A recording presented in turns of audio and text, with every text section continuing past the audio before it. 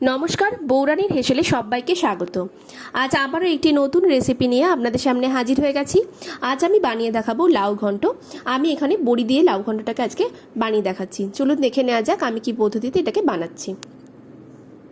প্রথমে আমি এর জন্য বড়িগুলোকে ভেজে নেব। আমি প্রথমে কিন্তু এখানে তেল অ্যাড করছি না, শুকনো খোলা এটাকে কিছুক্ষণ নাড়াচাড়া করে নেওয়ার পর আমি তেল অ্যাড করছি খুব সামান্য পরিমাণে, কারণ এতে তেলটা অনেকটা কম লাগে, তা না হলে কিন্তু বড়ি অনেক তার তেল শুষে নেয়। দেখুন লাল লাল করে ভাজা হয়ে গেছে বড়িগুলো। এবার এগুলোকে তুলে রাখছি। ওই কড়াইয়ের মধ্যে আমি 2 চামচ মতন তেল দিয়ে দিচ্ছি, আর এখানে কিন্তু আমি সর্ষের তেল ব্যবহার করেছি। আর তেলটা গরম হয়ে এসেছে, এবার ফোড়ন হিসেবে শুকনো লঙ্কা, গোটা জিরে আর 2টো তেজপাতা দিয়ে কিছুক্ষণ আমি নাড়াচাড়া করে নিলাম।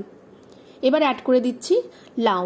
এই লাউটাকে আমি ছোট ছোট করে এরকম পিস করে কেটে নিয়েছি। এখানে অ্যাড করে এটাকে আমি কিছুক্ষণ নাড়াচাড়া করে নিচ্ছি তেলের সাথে। এবার একে একে মশলাগুলোকে অ্যাড করব। খুব বেশি মশলা এখানে ব্যবহার হচ্ছে না। এখানে দিয়ে দিচ্ছি স্বাদ মতো লবণ, দিয়ে দিচ্ছি 1/2 চামচ মতন হলুদ গুঁড়ো, আর দিচ্ছি 1/2 চামচ মতন জিরে গুঁড়ো। এবার এই সব কিছুকে ভালো করে মিশিয়ে নেব। দেখুন লাউ থেকে যেহেতু খুবই জল বেরিয়ে আসে, তাই এটাকে কোনোরকম কোনো জল কিন্তু এখানে অ্যাড হবে না। এই যে লাউয়ের যে জলটা সেটা দিয়ে কিন্তু পুরো রান্নাটা হয়ে যাবে, আর এটা দিয়ে সেদ্ধও হয়ে যাবে।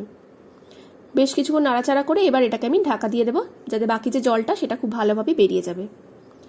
5 মিনিট মতন এটাকে ঢাকা দিয়ে রেখেছিলাম। দেখুন প্রচুর জল বেরিয়ে এসেছে লাউ থেকে, লাউটা প্রায় সেদ্ধ হয়ে এসেছে।